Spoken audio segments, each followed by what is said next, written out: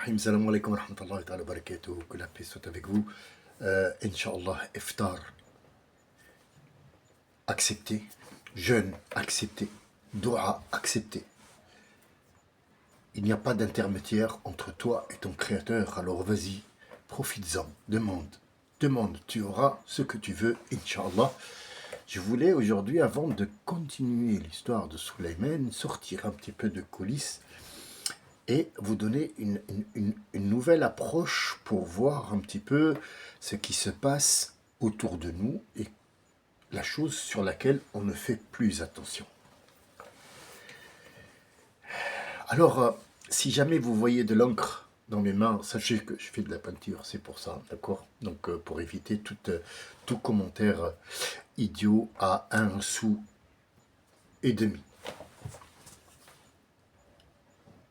Le premier exemple que je vais vous donner, c'est une femme que je connais très bien, qui s'est mariée avec un homme que je connais très bien. Ça fait maintenant à peu près 40 ans.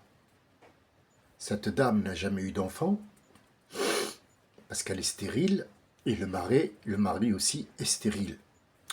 Or, le vouloir absolu d'avoir des enfants l'a poussée, malgré le manque d'argent, le manque de moyens, la vie qui était à l'époque, je vous parle de 40 ans en arrière, qui l'a poussée à aller chercher et adopter. Moi, je vous raconte l'histoire.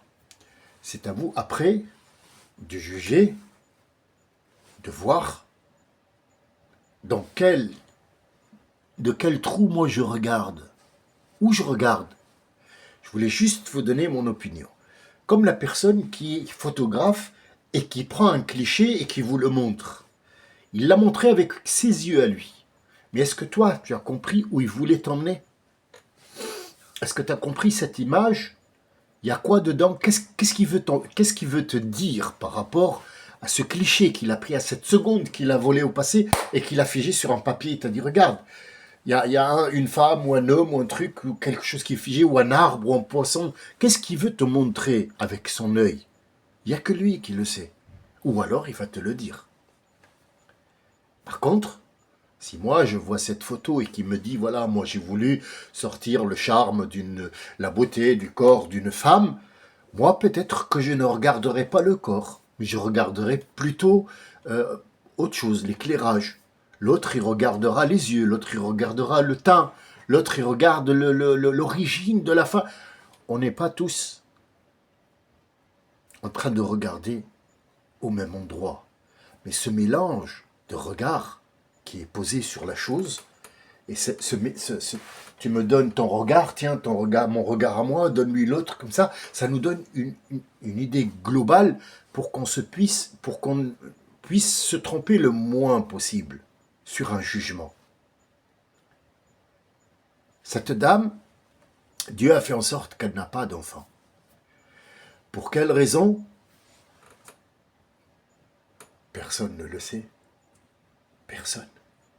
Sauf celui qui l'a créé, qui a fait en sorte qu'elle épouse ce monsieur. Pourquoi? Il y en avait 50 milliards, il n'y a que lui. Oui, il n'y a que lui.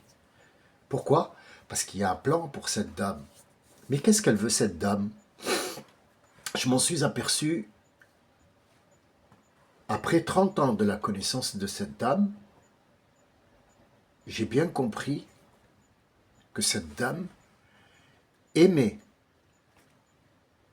être malheureuse.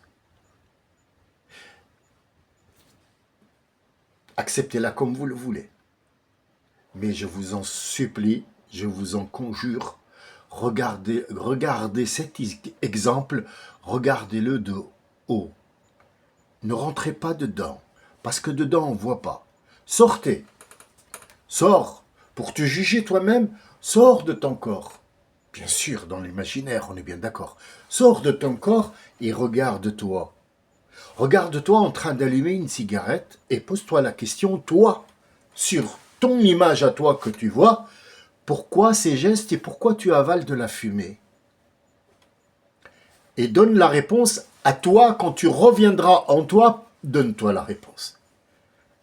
Tu vas voir que ce que tu n'as pas vu avant, tu vas le voir maintenant. Le monsieur, je vais vous donner un petit peu quelques petites approches pour que vous fassiez votre idée. Donc le monsieur, il est un peu pas autoritaire, il est mou, il est...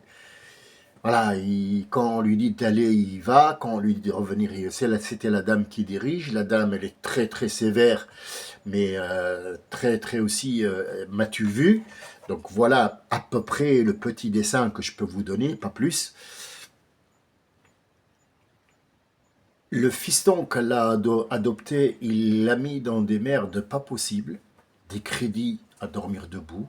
Elle ne dormait pas tellement il l'a fait chier dans sa vie, elle et le père. La fille aussi, elle l'a un petit peu massacrée et à la fin, elle est retournée chez ses parents biologiques. Donc en fait, elle est triste aujourd'hui, vieille. Elle n'a pas de maison. Tout ce qu'elle a, elle l'a donné en crédit. Tout ce qu'elle a pu avoir comme argent, elle l'a donné en crédit au créditeur de son soi-disant fils adopté, qui, en fin de compte, leur en a voulu de l'avoir adopté et de ne pas lui avoir dit qu'il était adopté, parce qu'il l'a appris à l'âge de 20 ans, donc c'était un fiasco total. Pourquoi je vous raconte ça? Est-ce que c'est une histoire pour faire tragédie? Non, ça arrive partout. Ça arrive 24 heures sur 24. Mais de là où je regarde, moi, je vais vous donner mon hypothèse à moi, ma propre hypothèse personnelle, en connaissance de cause, et non pas une histoire que j'ai lue dans un livre, non, que j'ai vécu, j'ai vu les personnes en personne, j'ai vécu avec eux, et j'ai tout regardé. J'ai analysé, j'ai fait un rapprochement le plus proche de la réalité possible, à mon niveau, et je laisse les autres aussi en prendre connaissance, parce que de toute façon, cette histoire-là, elle arrive pas que à moi, pas que à eux, elle arrive pour toutes les personnes, et elle peut arriver à vous-même aussi. Dieu ne te donnera que ce que tu veux.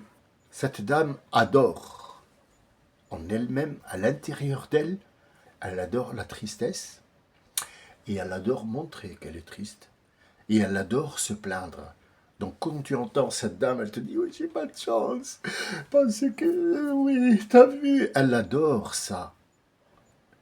Elle adore ça. Alors, est-ce que Dieu l'a opprimée? Dieu lui a donné ce qu'elle veut.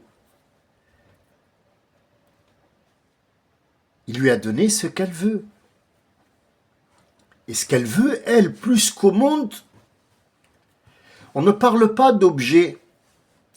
Les objets, c'est pas un vouloir. Les objets, ce sont des outils pour ta vie. Il te faut absolument retourner la terre et mettre une semence pour qu'il y ait une tomate pour que tu la manges.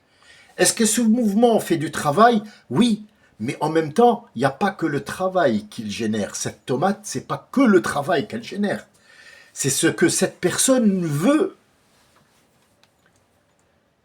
Donald Trump veut jouer comme le monde, comme jouer. Il veut le monde comme jouer. Il n'a aucune, dans la tête, il n'a aucune responsabilité. Il n'est pas responsable et il n'est pas adulte. C'est le genre, tu m'as pris mon jouet, je vais me venger et je vais te taper quand je vais récupérer, et je vais récupérer mon jouet. Donc c'est un gamin de 79 ans qui joue avec le globe terrestre. Et Dieu lui a dit, tiens, joue. Il faudra absolument que tu vas rendre le jouet, mais joue pour l'instant. C'est ce que tu as demandé, je te donne.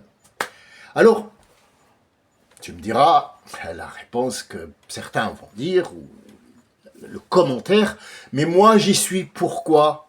Mais parce que toi, tu fais partie de ce jeu. C'est toi qui as choisi. Tu l'as choisi avant de venir, tu as choisi où tu devais être, Et qu'est-ce que tu voulais? Donc cette dame, elle va naître dans une famille qui fera en sorte qu'elle ne soit pas riche, à qui on donnera comme femme à ce monsieur qui, normalement, un père de famille, quand il le regarde, il va dire, ça, c'est pas un homme qui va porter une responsabilité, je vais voir autre chose, il y a un suivi médical, il y a tout ça, il y a tout ça, mais selon ta demande, tu as voulu être triste, on va te donner de la tristesse. Cette tristesse-là, c'est Dieu qui la met en route pour que tu aies ce que tu as demandé. Il y a des gens qui ont pris la vie pour un jeu, tout simplement, pour une rigolade. Ils veulent vivre du début jusqu'à la fin en rigolant. Je connais beaucoup de comédiens, comme Gérard Depardieu, qui n'a fait que rigoler, manger, boire. C'est ça, sa passion, c'est... On ne se prend pas la tête, je ne sais pas parler, je m'en fous complètement du monde entier. Moi, pour moi, je rigole, je joue, je ne prends pas la tête. C'est ce qu'il a voulu, c'est ce qu'il a eu. Mais le plan, pour qu'il devienne Gérard Depardieu, c'est Dieu qui le fait. Pour lui donner à juste valeur ce qu'il a demandé. Maintenant, je vous laisse voir ça et le mettre comme si c'était un niveau sur les gens que vous connaissez, sur vous-même. C'est un questionnement. Qu'est-ce que vous voulez? Et n'essayez pas de voir ce que moi je vois, parce que je vous l'ai pas dit. Mais je sais très bien ce que j'ai demandé à Dieu, et je suis tous les jours en train de regarder ce qu'il m'a donné, et effectivement, il correspond à ce que j'ai demandé à un certain moment. Peut-être pas comme moi j'ai voulu, mais c'est pas à toi, c'est pas à toi, et c'est pas à chacun de nous de mettre sa vie comme lui le veut, sans prendre en compte qu'il y a des autres qui vont avec et qui vont faire l'intersection. Ces intersections entre le monde, les gens, les choses, les créatures, les créations, c'est pas toi qui le gères, tu ne pourras pas faire ça. Tu as du mal déjà à joindre les deux bouts du moi, donc tu ne peux pas gérer le monde, mais c'est Dieu qui le gère par ta place.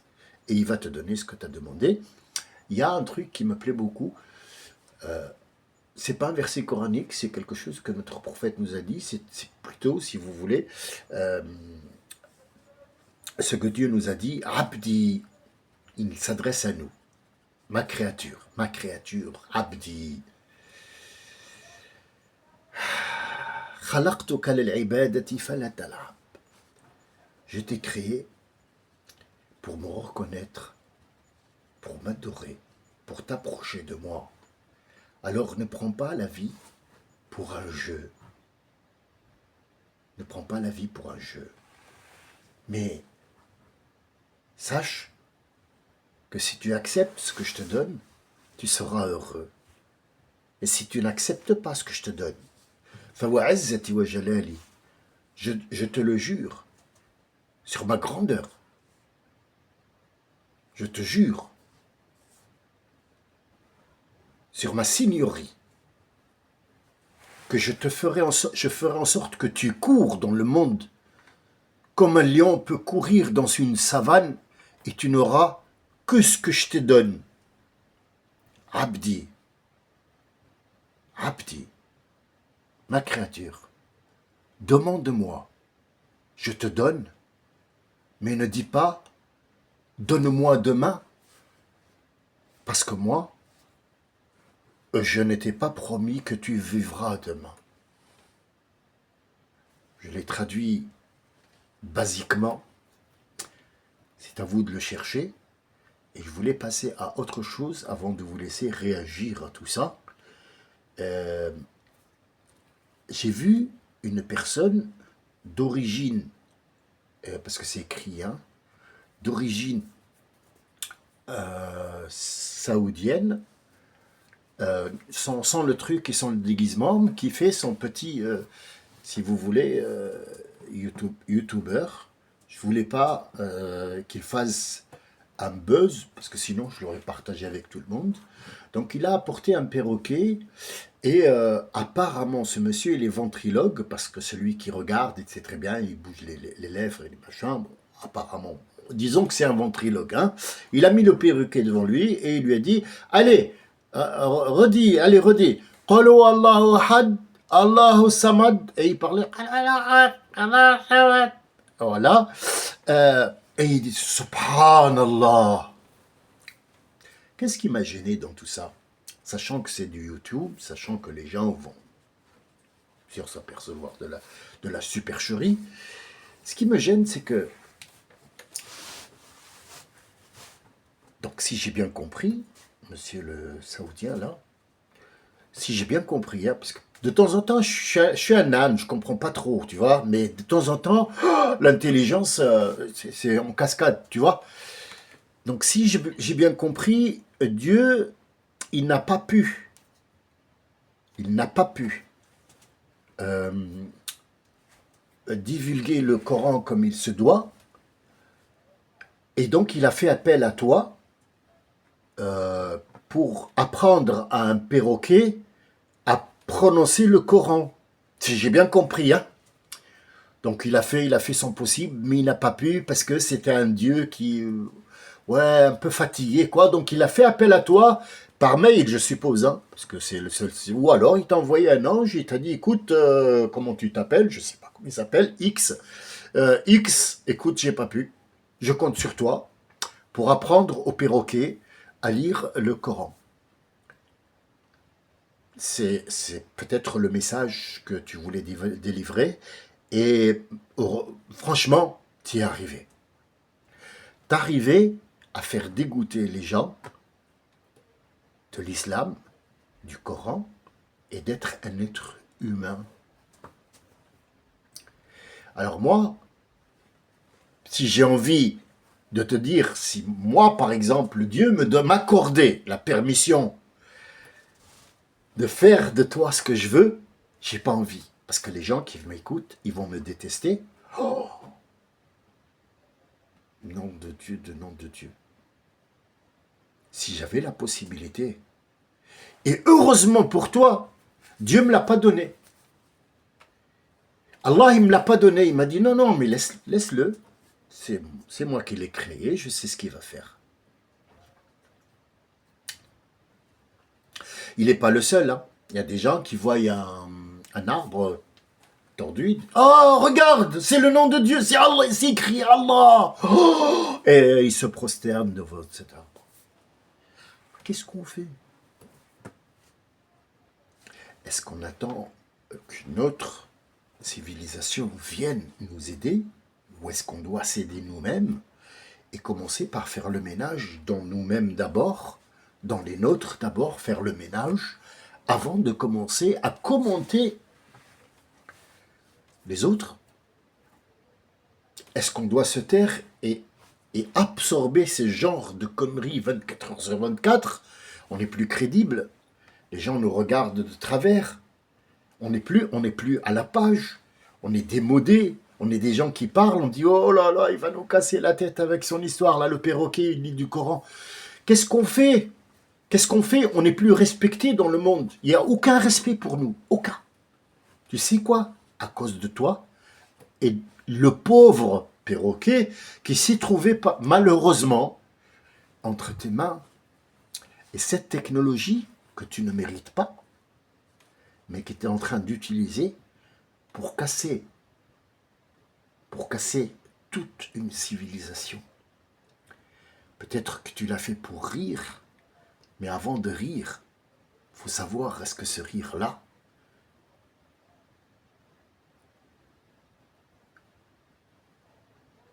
apporte quelque chose? C'est tout ce que j'avais à dire pour ce soir. Je suis très fatigué. Je ne pourrai pas vous parler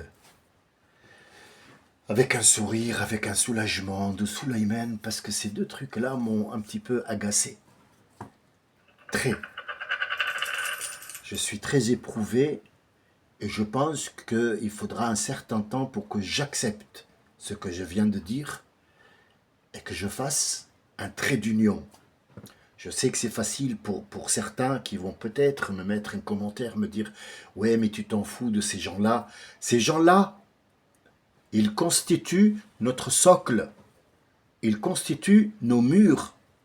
Si les murs ne portent pas ou ne peuvent pas porter le poids de notre message, tout va s'écrouler. C'est pas le fait que moi, je ne fasse pas attention et que je continue. Il faut que je le rappelle. Le rappel, c'est pas dire Ya Allah, hein, n'oubliez pas, Ya Allah, hein, c'est pas ça le rappel. Le rappel, il faut que tu rappelles les gens à l'ordre. S'il n'y a pas d'ordre, s'il n'y a pas de discipline, s'il n'y a pas de cerveau pour réfléchir, comprendre les mots, les choses, les réflexes, faire tourner une vie.